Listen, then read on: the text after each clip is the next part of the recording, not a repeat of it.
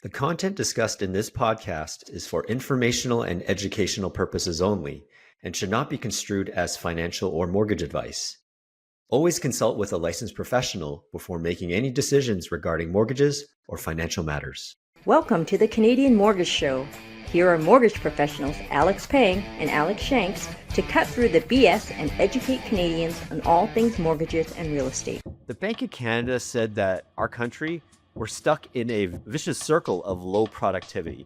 And Alex, you and I have been talking about this for a better part of ever since the beginning of this pod, that we're not that productive as a society. Our GDP per capita is in recession. Right. And we need to kind of uncleave from real estate as a core driver of growth. Yeah. Don't you think? Totally. That's what I mean. It doesn't benefit me and you by saying that. Obviously, just real estate brings more to our business, but I would rather see our economy grow as a whole. Welcome to episode 64 of the Canadian Mortgage Show. Alex Pang here, alongside my co-host Alex Shanks. Alex, how you doing? I'm doing pretty good there, Alex. One thing I was just noticing when you're recording, where is my face in your screen? Do you like to talk direct? Are you talking directly to me, or is it to the side? I was thinking, I wonder where does Alex look? Oh, okay. So from my laptop, you're on the left side of my screen. Yeah. So most of the time, I'm watching sports or I'm watching these news items, and a lot of times these insiders, they stare directly towards the camera. There's a little dot right here, but a lot of times we look at the person that shows up on the screen. So that's why our eyes are never on center. It's always off to the side. Yeah. To me, you're on the left of my laptop. What about me? Yeah, I have two screens. So I actually try and you are in between them with me. And then I have notes and stuff on the side. So I try and make it so it's not a drastic difference. When I do Zooms, it's pretty bad. I have my main screen and then my Zoom one. So I'm always looking this way, but I'm talking to the people. But yeah, for you, I'm talking right at you. Yeah, same thing. When I do Zooms with my clients, I have my Zoom on my phone because I have it off on the side. And I'm not ignoring you. I'm just taking notes while I'm talking. So I'm looking at you and back and forth and stuff. Yeah. But yeah, we're recording a little bit late, and out in Vancouver, a big sports weekend. The Vancouver Golden Knights, the first professional women's hockey team, had a sold out crowd at Pacific Coliseum. There was close to 15,000. Have you took a look at the uniforms? They're pretty slick unis. I'll have to check them out. No, I haven't. Tell me what's their color? What do they look like? Kind of like blue and a white and orange trim. Okay. So it looks pretty slick. Sweet. So, we had some big sports people that showed up. Christine Sinclair dropped the puck on the ice. We had some Vancouver Canucks that was at the game and everything like that. And every other sports team gave a shout out. Finally, the Canucks gave a shout out. The Rise, the BC Lions, everyone, even Abbotsford Canucks gave a shout out to them, and they won in overtime yesterday. So it was nice. It's pretty cool. As we're recording, as you can tell, the Whitecaps are playing tonight. So, and did you tell when we're recording this week? Did you also see? I saw that there is a mortgage broker in the Langley area that is sometimes a backup goalie for the Canucks. I just saw it in the news, and it's he's a local mortgage broker. Oh, is he the E-Bug, right? The emergency backup goalie? I think so. Yep. And so there was not cool. No news here today about that. Yeah, awesome. All right, so we have a packed show. Let's get into it. All right, shall we? Yeah, let's do it.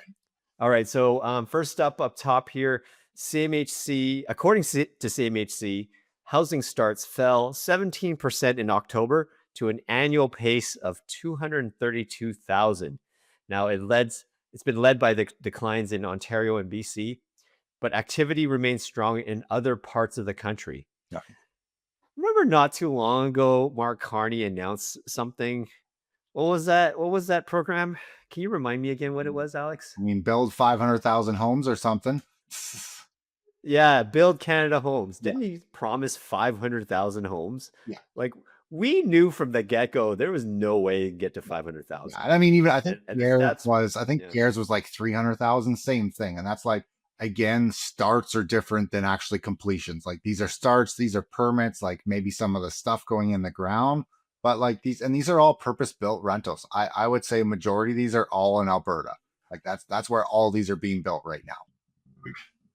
Yeah, I mean that's the only way it could happen because land cost is much cheaper. It's not viable to do in Greater Toronto and Lower Mainland out of BC. So Now we did get some good news though, and I mean this is we're going to compare some stuff between the U.S. and Canada here, but per CMHC as well, mortgage and HELOC delinquencies rates actually fell slightly from quarter 1 to quarter 2. Now our delinquency rates there, Alex, we're at 0.23%. That's how, and even if you go to auto loans, it's at 2.37%. Now the US delinquency on mortgages is 1.74%.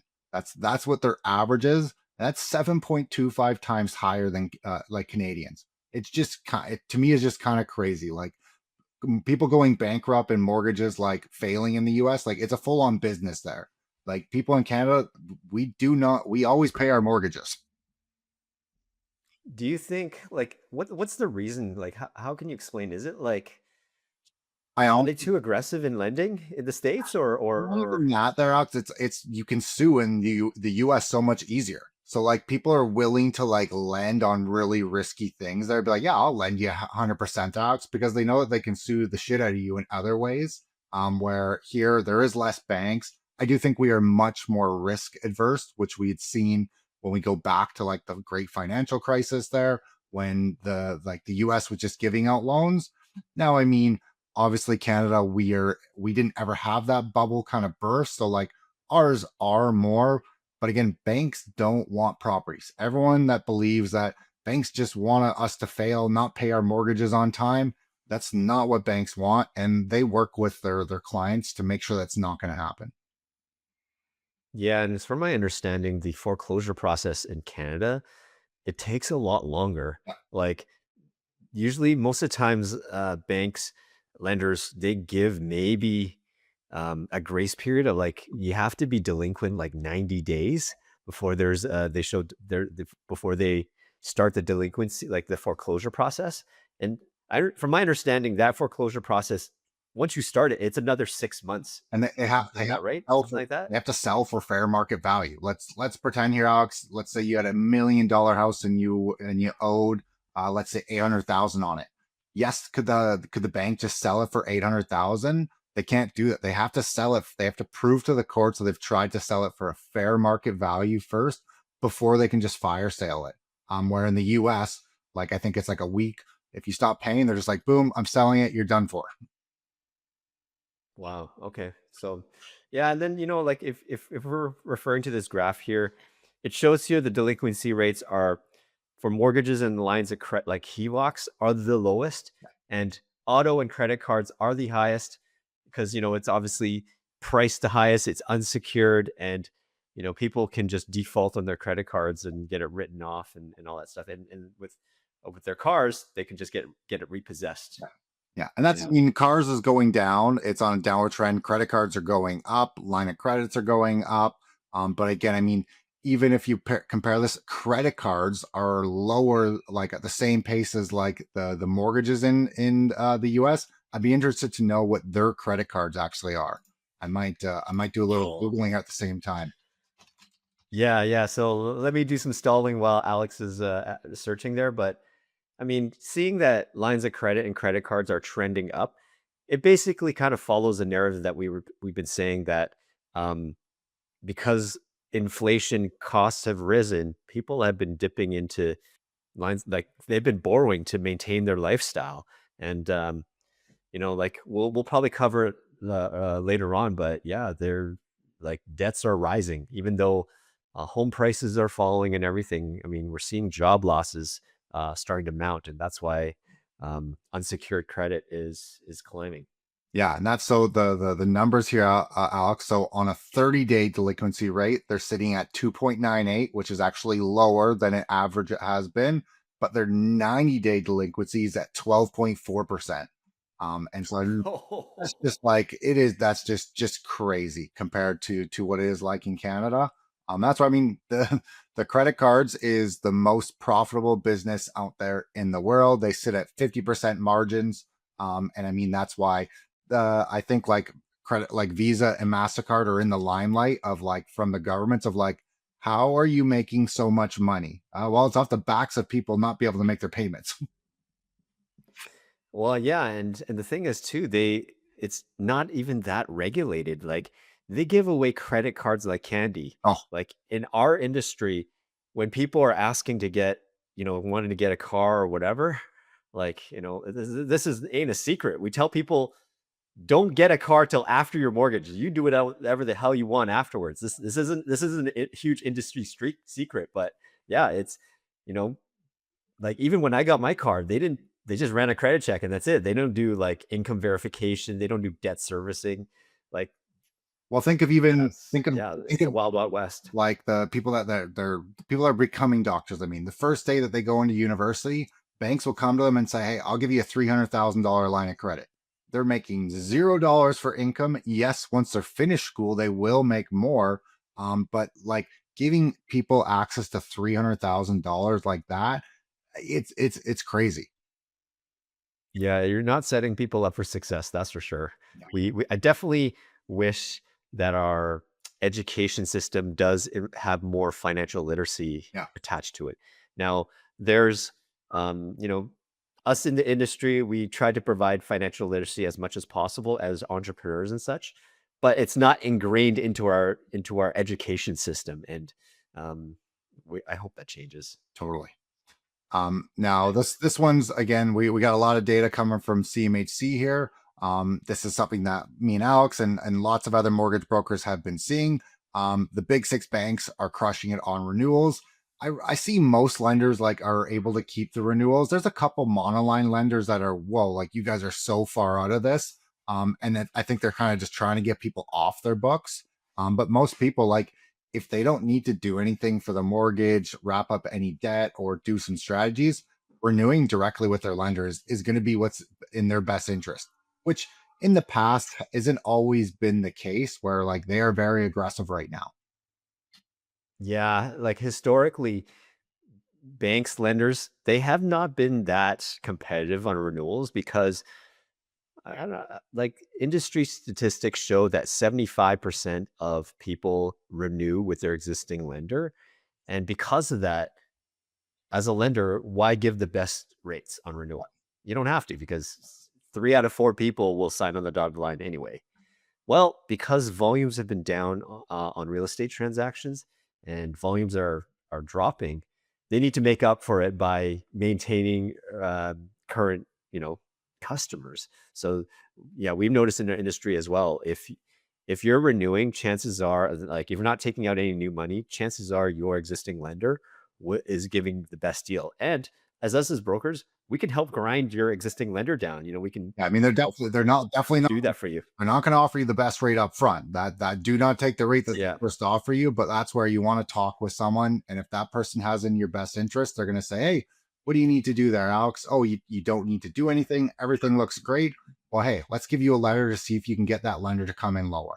That is what someone that has your best interest at heart should be doing.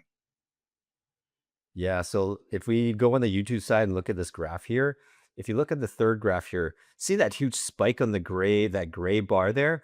Like they are just like, I think that's where they're getting most of the business this year is renewals, uninsured, like those that don't have like, for those who put at least 20% or more, who have at least 20% equity in their homes, they are just doing really well on the renewal side there. Yeah. So okay, so next up here, the Bank of Canada said that, our country, we're stuck in a vicious circle of low productivity. And Alex, you and I have been talking about this for a better part of like ever since the beginning of this pod that we are we're not that productive as a society. Our GDP per capita is in recession, Right. and we need to kind of uncleave from real estate as a core driver of growth. Yeah, Don't you think? totally. That's what I mean. Yeah. It doesn't benefit me and you by saying that. Obviously, just real estate would brings more to our business, but like I would rather see our economy grow as a whole. Yeah, if anything, real estate is a byproduct of productivity. Like companies that come in and invest, like even the US companies, like the Amazons, the Googles, the Microsofts, or even like oil companies, anything that comes in, they build centers here, or they set up shop here. They hire a lot of staff. Well, they're creating jobs, and when you create jobs, those people want homes. Yeah. And when you want homes, you get a mortgage, then that's where we come in. We don't want to be in a place where we're the main engine of the economy. We're a byproduct of how the economy is doing, and not the other way around. So, I mean, even the Bank of Canada said that, we need to lower our regulatory burden for companies and increase competition as part of a coordinated push to improve the country's growth. I mean, we talked about it like till the cows come home. We need to stop the oligopolies when it comes to food, telecom, banking. Do we have oligopolies for auto? We have as much I competition mean, yeah, that's as yeah, possible there. yeah. I feel like there's much competition. Yeah. And but yeah, I mean, the cool thing we talked about on the last podcast. I mean, Quest Trade is turning to make a bank here in Canada. Maybe it does well simple.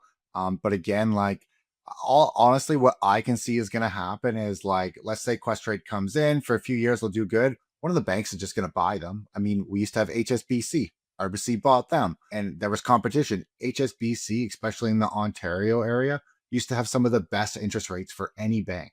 And I think RBC's like, well, screw this. We don't want this to happen anymore. I mean, we're dating ourselves. Even back in the day, there was like Canada Trust was bought out by TD. There was, I think, Maple Trust. I think Scotiabank might have bought them out. And then ING Direct, now Tangerine, is owned by Scotia. So, like, I mean, as a company, like if you and I went out to build ourselves a bank, and then we grew it, and of course we get this huge payday by a bank buying us. That's great for you and I, not good for the consumer, because Exactly. yeah, like, are we going to encourage those people who start those businesses, don't sell out to the man. Like, I mean, geez, you're going to be wealthy, like, for multiple generations. Of course, that's what you want to do, but it doesn't help at the day when they get bought out by the big boys. Yeah.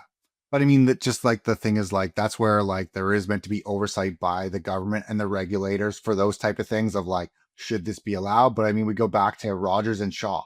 Like, I don't understand how the hell did the regulators let Rogers buy Shaw? I mean, my service has gone downhill since it's happened. Like everything has just gone worse, and prices have only gone up. And they're like, oh, we're gonna make everything better. It's gonna be faster, better service, lower prices. Like, no, you guys have just increased things. Yeah, they call it the the competition bureau. I'm like, no way. Like, even when they approved the RBC, purchase of HSBC, I'm like, they're just going to approve it anyway. So, I mean, it is what it is, and it just keeps on keeping on. So, I mean, we shift gears here. There's been we're just going to talk about some purpose-built rentals, like we mentioned on top of the show. There's nearly 180,000 purpose-built rentals in the construction pipeline. Yep. Now, I mean, if you look at this graph here, see this orange graph that just shooting up the moon, and then notice that the condos have dropped. I mean, a large number of this is pre-sale condos that aren't selling, especially in the GTA and Lower Mainland, and they've been converted to rentals. I mean, at the end of it all, it's actually good for renters and buyers because there's more supply out there, because it's bringing down rents, it's brought down prices, but not so great for developers, because if it's not, like, they're only converting existing things that have been in the pipeline. Like, they're not breaking ground just for the purpose of rentals. They've shifted because the pre-sale market has tanked and the bottom has fell out, and they've had to shift gears to like at least recover some money out of it. Right? They didn't go out seeking, I want to be a landlord. They're just doing it because they're like, geez, like, we need to get some income out of this. I mean, it's just sad seeing this. It's just sad seeing this for one. Like before, single family homes, the blue line here used to be on track with condos, and then it is just pretty much flatlined. We're just not building homes for one. And again, what's in here is obviously the missing middles in here, where like, hey, we need more like multifamily places that people can actually raise their families in, bigger townhomes, bigger like condos, not 1-bedroom condos, like 3-bedroom condos that they're actually affordable. Yeah. And right now, we've talked about this before. The only things that's been the missing middles had being built is not in the major centers. It's not in Vancouver or Toronto. It's in Alberta, and I mean, there are some in these major centers, but these townhouses are $1 million, That's right. million to $1.5 million. Yeah.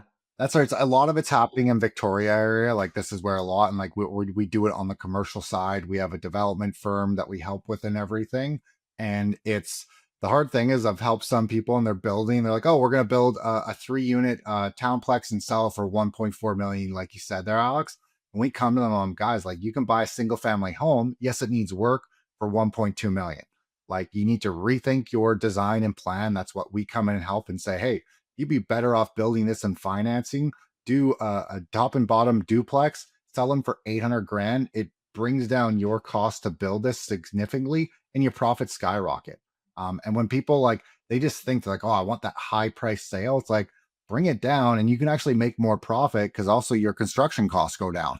Yeah, exactly. And then you'll have more buyers because we're seeing more entry level buyers have re-entered the marketplace.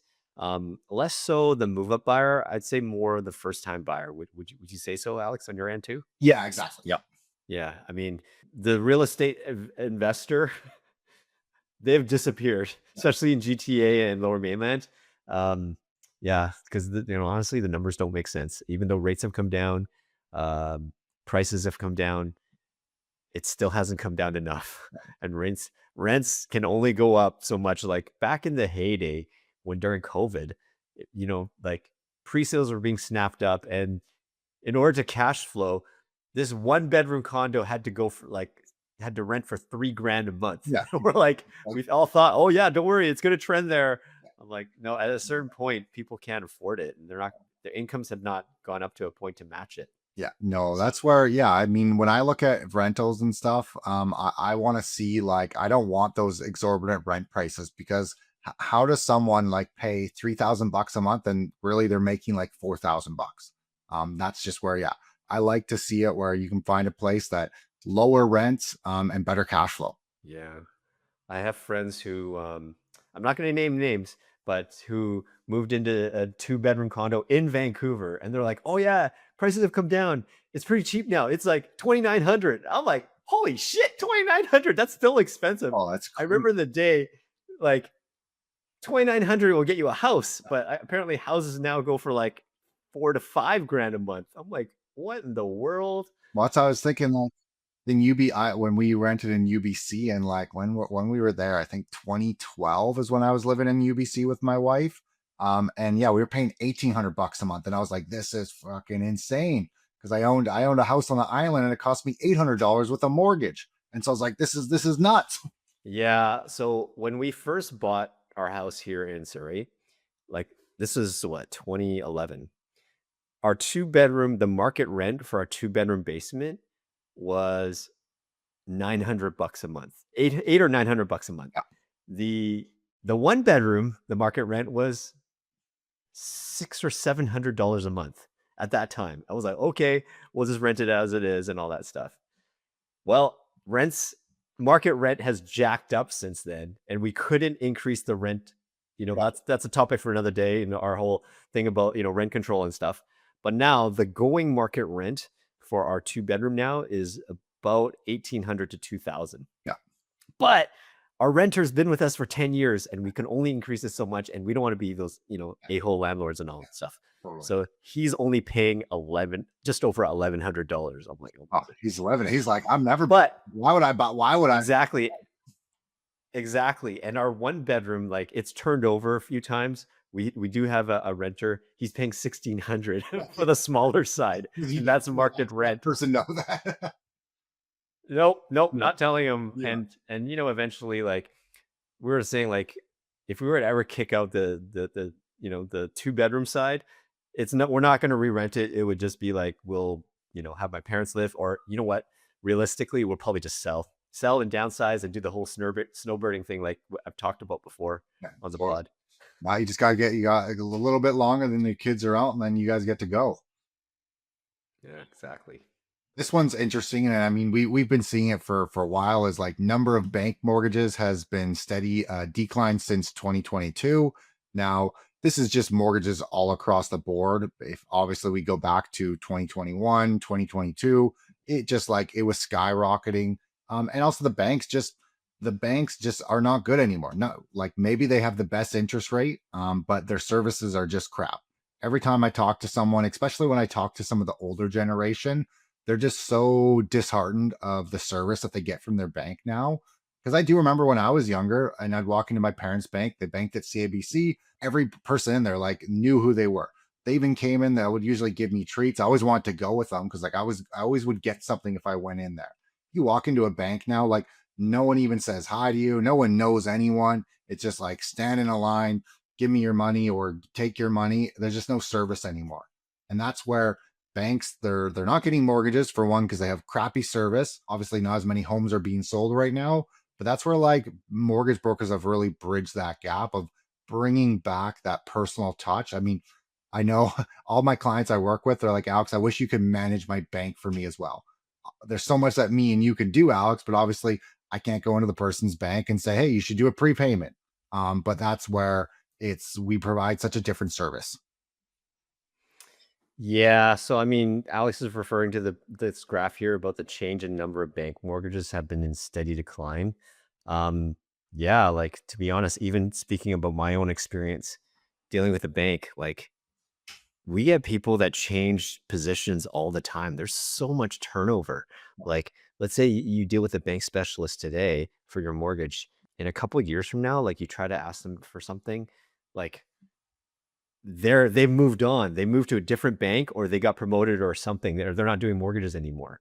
And one recent experience with a client who came to me after they were disappointed in the bank was that they had an application sent out and didn't hear back from that person. Not to slight the bank, but like they didn't hear from that person for 3 weeks. Yeah.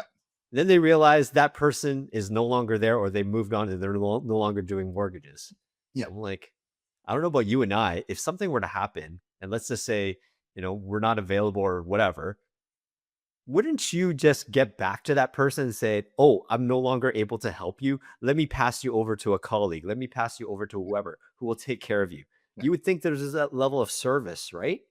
No, left high and dry, 3 weeks, didn't hear back. And then by then it's like, oh, well, then that's it. Then they just had a bad taste in the mouth and hey, I'm happy to pick up the pieces and blow them away with great service. Yeah, I had yesterday five people from realtors. Their clients were ready to write offers. They've been dealing with the banks and everything. Didn't really have pre-approval. Said that they might be good, maybe not. Nothing. And they all called me, and I'm like, give me you guys numbers. Told them everyone. They sent documents. They were all pre-approved that same day. And they all have accepted offers on homes now. And their banks just didn't answer them for a week. And we already talked about, hey, this is what it's looked like. Like, oh, Alex, you're offering a better rate and your service is exceptional. 100%. 100%. Now, I'm not saying that like us mortgage brokers, we can offer better rates all the time, but I know you and I, we can beat banks on service, right? So we take care of our clients that way. Yeah. All right. So next up here. So according to the Fraser Institute, mortgage payments for a typical home now exceeds 50% of after-tax family income in every Ontario urban center. Now, I say Ontario, it is the largest province population-wise in Canada.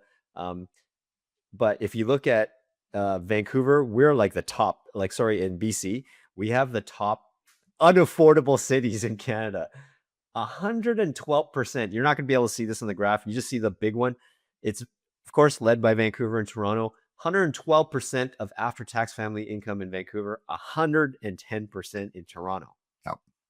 Now, you know what that means? It basically means that if you do have a home like that, it's most likely generational money that help you get in, or you're going to have to rent out as many rooms as possible to help cover the mortgage payments. Yeah. I know certainly where I live in Surrey, there's no way I can live in this house on just our incomes alone.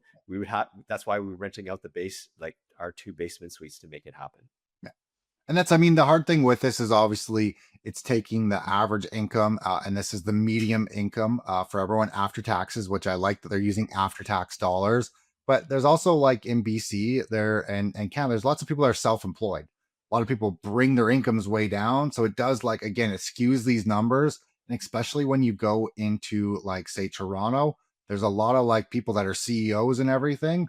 They don't get paid in income. They take stocks and everything, so they can leverage that. And so their income may look very low. And so that's where these numbers are always so hard. But I mean, we know that it's horrible out there, especially if this is comparing it from 2014 to 2023. Almost every single one has had almost a 50% increase. Some of them are even larger. And that's the massive difference here. Since 2014 to 2023, everyone complains. The older population say, I had 18% interest rates. You guys don't have that. You have 4% rates. It's like, I'm more than happy to go back to an 80% interest rate if I could buy a house for 100,000. I'd be perfectly fine with that. But that's the major difference here is homes have just soared so high and people's incomes just haven't. Yeah, they haven't kept up. So now at the very bottom of this graph here is, I do look really closely. It's Fredericton, Newfoundland. Is that Newfoundland? New Brunswick. New Brunswick. And Okay. And it's 27%. So that's like, this is where, if you want to get ahead, I mean, you got Quebec is really good there. Manitoba's got a couple different places. Saskatchewan, there's an Alberta place, but I can't see what it is. But like Edmonton.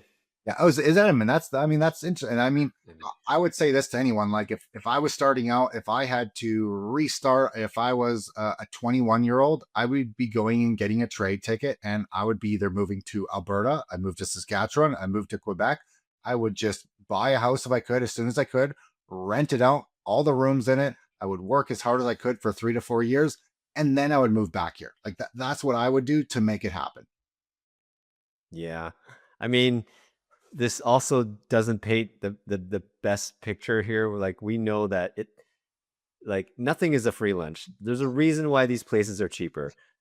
Obviously, probably super hot summers and super cold winters, and it's crazy climates and not much to do in those cities, but you kind of get what you pay for now. Yeah, that's what we pay a premium in BC. Yeah, you do. I'm born and raised in Vancouver, and is it worth the $2 million house that I live in, or whatever, the 1 point whatever? I'm like, I don't know, but I don't know anything different. So would I move somewhere else? I don't know. Yeah, I mean, both of our networks and our businesses are based on where we're at location wise. It'd be difficult for us to move. Maybe once we're established, we could do it like remotely, but like starting out, like there's no way I would want to restart and build my business again from scratch. Totally. There's more going on with this Aboriginal land claim thing that's been happening. It's slowly happening across the country. We have a new latest First Nation land claim. It's called the Quick-Wet'lam First Nation land claim over parts of Coquitlam and Port Coquitlam. Now, we had a friend of the show, Mayor Brad West, on here about a month and a half ago now, almost 2 months here. Almost 2 months. Yeah, so now I'm just quoting him here. He kind of posted on social. He was actually forthright. He wasn't hiding like other mayors from other cities, Richmond.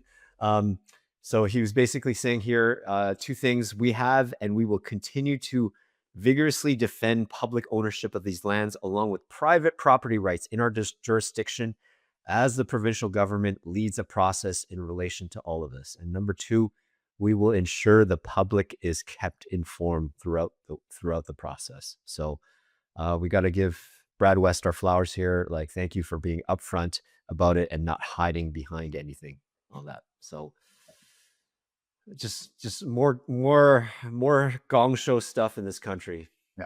And that's, this is more on the lighter side, but one Ontario realtor joke that I like to thank the Indigenous people of Canada for doing their part in helping to restore housing affordability.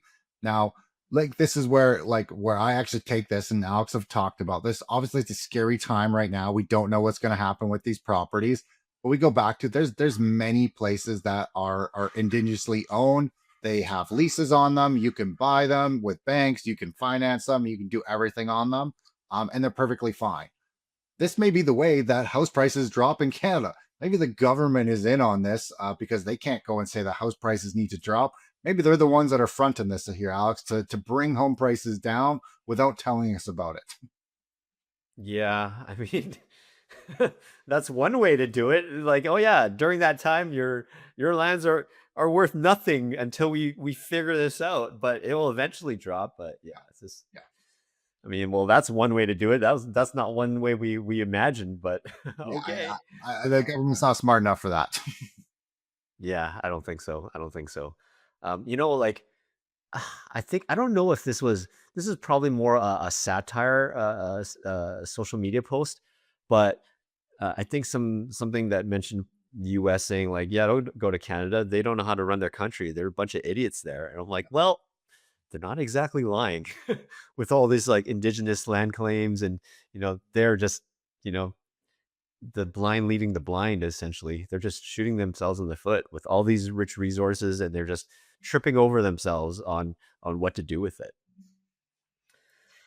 So we shift gears here a bit. There's been a couple of we've kind of documented several pre-sale developments that have been failing, especially in Toronto and Lower Mainland here. Um, Now, this one famous one, a big one, formerly called The One in Toronto, but now rebranded as One Bloor West. The court rules that all purchase contracts for this development will be canceled. So buyers will get their deposits back plus interest. And you know what? It's actually kind of one of the best news in a bad situation, because a lot of some projects out there that developer goes bankrupt and people don't get their money back. So, and it's not bad given current market conditions. Like, if anything, if I was a buyer, I'd be like, you know what? I'm glad to get my money back. Just like, just use it for something else and such like that. Yeah, that's it. It's interesting that way, and I mean that's where it's good to see, like Alex said here, it's good to actually see that happen, and maybe like the government's going to step in for this more on other ones. But yeah, there's many projects that people just lose everything. Yeah. I mean, the news, they always just pick anything to be more headline. Of course, they interviewed someone who was going by to live in there and be like, "Oh, we really wanted this place," and I'm like, "Oh, please, like, just there's others, like, Yeah, yeah, just that's yeah. there's others, and like, and if anybody's looking to buy a pre-sale these days, I am almost hesitant to kind of encourage them to do it, because you don't know if that project's going to get canceled. Like, you're better off, and the way pre-sales have historically been priced, they've been priced as a future value, not current. Like like this last few years where prices have come down, they're not going to change the whole way they do things and price it back to current market. They are still going to price as future, and because of that, nothing's selling. So, if anything, like, I would I would highly recommend people don't consider, like, if you're going to buy to live in, buy a existing property, a resale property, so you know exactly current market value Or it's there. it's a project that's almost coming up, and it already met its pre-sale, so there's still at some places that would be able to sell. I have a lot of people, like even last week, 5 people in Vancouver, few in Victoria, like they're buying projects that are all ending in like January. And like they were able to, they're not getting major discounts or anything. They've gotten some upgrades for free and everything. And those are nice wins. Obviously, we're still waiting for the damn GST rebate. I mean, let's get going on that. The Liberal government there. I'd love to see people actually getting this rebate. It's still just so everyone understands, the GST rebate. It's out there, like it will be happening at some point, but people aren't getting this yet. Like lawyers and notaries are not able to give you your rebate on the GST yet because it hasn't fully gone through the House of Commons yet. Yeah, more election promises um, that haven't been voted in yet, and we talked about it last week, where the budget narrowly passed, and like, now that more time has passed, I saw some people post about it. The reason why it passed was that some conservative MPs actually abstained because they didn't want to vote to trigger a snap election. Yeah. So they chose to abstain just to let it pass. Yeah. And I'm like, okay. I'm like, is there a reason why? Is this politically, you guys decide? Because maybe they feel even if it triggers a snap election, they may not be, they don't have the poll and numbers to win, or it might Not even end that. up being a Liberal majority this time. Yeah, I mean that's I honestly, like I said, I give props to those people honestly in this scenario. Like election right now for like Canada as a whole would be bad. It's not a good thing. Do we love the budget? Is it perfect? No. But I don't think being doing election, redoing everything, it would not help us in any way. Yeah, more waste of money, more waste of taxpayer dollars and such. Yeah, we got a few more project cancellations, Alex. More so in home. Do you want to touch Yeah. on that? This is Marcon has canceled its 102 park condo projects in Surrey, and it's switching the project to a full rental. And obviously, in this case, my guess is they're probably going to try and get some CMHC financing. So, like, they got to change some different things. The unit counts, the height, and parking also is going to be slightly reduced. And they're just probably changing it. And they know that they're not going to sell enough if they're doing a pre-sale. And they're like, all right, let's still make something from this and turn it into a full-on rental. Well, if you go back a few minutes on this pod where we're talking about that graph where the rentals skyrocketed, here's an example of here that adds to that number. It's not like Marcon has set out to build this as a to turn it as a rental. It's because they've had to shift gears because like, oh shoot, we committed all this money to it, nothing's selling, so we need to salvage this and turn it into a rental. Yeah. So another one here is kind of a fallen developer, West Bank. They're being sued by a former consultant who says he was offered the job of CEO and promised a large bonus, but I guess it never happened. So he's being sued, and it kind of sheds some light about the whole financial duress that West Bank is experiencing. I mean, during the heyday, they're considered one of the largest developers in the Lower Mainland, but now the big boys are starting to fall. Yeah, I think the only ones that are doing good is the ones that have projects all over the place. Like I know Oni, like they have stuff in Mexico, they have stuff in Phoenix. Like those are the ones that are still able to survive because they don't have all their baskets in one area. Yeah, 100%. We shift gears here. We've talked about this in the past about Canada Post being kind of not run like a business and they are losing money. Well, we're hearing it from the horse's mouth here. Their CFO has declared that Canada Post is effectively insolvent, Yeah. and its CEO, they're cutting 30,000 jobs, and that's about half of its workforce. They're on track to lose $1 billion in 2025. So, Alex, what does that mean? Like, our terrible service is going to get even worse? Yeah, I mean, we saw this writing on the wall. This was like this just I feel like we're in deja vu here. Like this was talked about last year about how they're obviously not profitable. Everything else there, and I mean, yes, they're meant to be a service. So is it meant to be profitable? No, but is it meant to lose $1 billion? Probably not. Like there's probably an issue there. And why is that? Like where's that money going? And just the scary parts of this is like again, like Canada Post, like those were some well-paying jobs for people. 30,000 jobs being lost. Like this is just going to add more pressure to recession, which when I see these numbers, like again, leads more pressure while our rate's going to go lower. Now, is this happening? It's not guaranteed. When's it going to happen? I want to talk about another thing here. We're talking about people losing jobs. When I was in Vancouver, catching some rides with Uber drivers and everything, just chatting with people. And a couple of the people, like they're all truck drivers. They're usually driving steel down to Seattle, been doing it for 15 years. They are barely working. They're lucky to get like 2 days a week right now. Where in the past 5 days a week driving, and just it's a scary time for different companies. And I especially feel it when I go to Vancouver. I think of these people like, what if that person just bought like a $1.5 million house? What if they're like, you know what, I finally saved up enough money, I'm gonna finally do it, and then boom, tariffs hit, and now they don't even have enough money to pay those bills. I mean, what I see in those like that type of workforce is like the guy he didn't get he couldn't go to work that day. They called him, said, hey, there's no work there. He's out driving Uber. Like he's gonna do everything for his family to make sure that there's food and stuff on the plate. But it's sad to see. Yeah, it's tough. I mean, I'm thinking of how Canada Post has declined.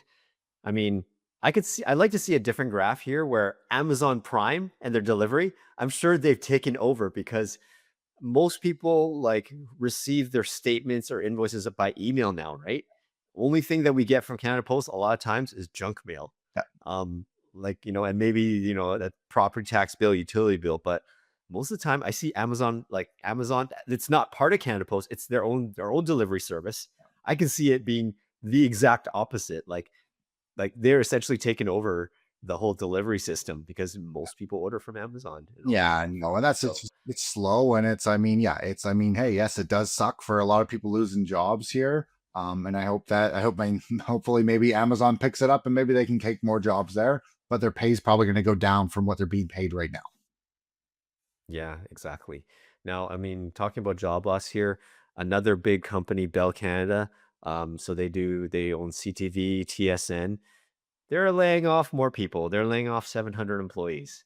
And I'm a sports guy, so sometimes I hear this. I don't know if they have this anymore, but the whole Bell Let's Talk Day when they talk about mental health, man, they got to get rid of that because you're laying off all these employees. I'm like, let's get rid of this Let's Talk crap because you know what? They're meant for their employees. Yeah, So no, yeah. yeah. And I mean, this is scary. Like immigrants with higher occupational skill levels are more likely to leave Canada. I mean, this is where Alex and I've talked about before, like the immigrants that we all want immigrants in, like that needs to happen. Does it need to be a million people in a year? No, that's not what needs to happen. But really, we need to be bringing in highly skilled people. But based on the stats that we're starting to see now, is most of them are actually want to leave. They're like, you know what? I don't want to be in Canada. For one, my pay is not as good. Maybe my life is not as good. And they are leaving. Yeah, because you know why? If you're smart enough and you're skilled enough, they realize they can make more money taking their skills to the US, right? Just like any doctor. Um, why work in Canada when you can make double? Like let's say doctors here make, I don't know, a GP makes 200, 2 to 300, something like that. And then, as a specialist goes on up, you can make double that in the States. Now, sure, it is privatized healthcare, but if you can do much better and the lower cost of living in the States, why wouldn't you? So that's Well, I mean, this just kind of again, like state affairs. this kind of comes back to where do you want to live, though? I mean, like, yes, there's great places in the US that I could see myself living there, but there's many other places I'm like, I wouldn't want to live there. And I'm fine with paying that increase of living cost here in Canada. But that's where, like, if we could give some benefits to people, hey, make it easier for people, like, get licenses of their doctors, give people more benefits. Like, we got to give incentives here somewhere. Yeah, exactly. The next graph here is onward migration surges in the first 5 years after landing. So, kind of segueing from what says about people leaving that are more skilled. Chance if they're gonna stay, they will like if they're gonna stay. They usually stay like after 4 years. So the first 4 years, it's a higher likelihood of immigrants leaving because maybe after their work visas and whatever expires, they choose not to extend, they choose not to apply again. But the longer they stay in Canada, the less likelihood of people leaving. Yeah. So, okay, let's finish off with this last tidbit. It has nothing to do with housing or mortgages, but you know what? I think it's newsworthy that we should talk about it. Do you want to take this one, Alex? Yeah, I mean, it's interesting. I saw it on the news there. And it's the US's former Canadian Olympian. Now he was in the Olympics. He didn't do very well. Ran a 60-ton year cocaine pipeline with cartel protection, hit squads, and a corrupt Toronto lawyer. This is Ryan Wedding, the former Canadian Olympic snowboarder in 2002. And I think he got like 24th. But I mean, like it's a pretty crazy story. I mean, he's now on the top 10 FBI list for wanted. And I mean, he's the modern day Pablo Escobar is what they're saying. And he's now in Mexico under the cartel protection. I mean, he's killed innocent people, is what they say. I think he even got like busted in Vancouver area in 2006. They couldn't get him on it. It's a pretty crazy story after looking into it now. I didn't know Canadians would be famous and successful in those kind of things. I thought we'd be like good in like hockey and resources. I'm like, okay, well, we're not known to be great, like drug dealers and such. But like, man, this is not just this Ryan Wedding. He involved a corrupt lawyer I believe this is from Brampton as well. So like in order to have these kind of hits, you need to have these like witness protection. You need to have private court documents. And this lawyer had access to them and fed it to Ryan Wedding, and they're like, hey, yeah, that's just like, it's a whole like, if you think Breaking Bad and The Sopranos, this is the real life kind of stuff. This is mind blowing. It's just crazy. It's So interesting. I mean, I think there is like a Netflix thing out on this. I mean, did you ever watch that one? It was about, it was a female. She used to be Olympian as well, a ski racer. And then she set up like the poker, like games, in the US and everything. And then like did go to jail. I mean, I think it's obviously a lot of these like very high intensity athletes, especially as Olympians. Like it's great to say, hey, I was in the Olympics. There's not much money in there. And obviously, like they spend a lot of their life, maybe they don't go to school, they don't get that. Like, where are they going to go and turn to next? And I mean, this guy turned into a completely different area. yeah, if there's ever a documentary on their lives, like how did your life change from a high performing athlete to all of a sudden like a fucking drug dealer? Like somewhere along the way, you were able to, get a hold of performance enhancing drugs that evaded the system. And then you're like, oh, hey, you're, you make friends with your drug dealer. You're like, hey, how much do you make in this? Oh, I make blah, blah, blah. Oh, I've been doing it for so long. Like how, like, let me get into this. And then like, how does that morph into it? I'm interested to know about that. I definitely watched that 30 for 30 or that Netflix documentary. Yeah. No. So I think this is about a good time to wrap things up. Alex, what's on deck for you coming up here? Yeah, I mean, it's obviously we're recording this. We're recording on a weekend here. Alex and I have just had some scheduling stuff, so we're hoping at some point get on to a normal track here. But life is busy. It's almost Christmas, man. I'm actually planning on trying to get the Christmas lights up tomorrow with the kids.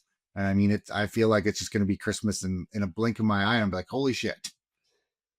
Yeah, you guys are late. My wife made us do it. We did the day after, right on Remembrance Day. We did the inside, like or some of our inside stuff there. We get a real Christmas tree, so we got to still wait till December for that. But yeah, we're gonna get the lights on the outside of the house here tomorrow. So it's a little positive news for me. You guys know I've been dealing with long COVID.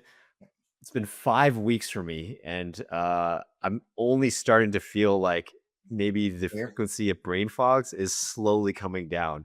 So I'm like, I'm not 100% yet, but I'm like, okay, I'm not debilitated every day. So it's like, thank you. But if any of you like, I'm not telling you whether to, vaccinate or not, but like you guys do you, but it's, yeah, like I know a lot of people right now who've gotten sick, and whether it's COVID or not, or the flu, it's just kind of really bad. And it's come on early this year. So those of you out there, protect yourselves. Don't get sick.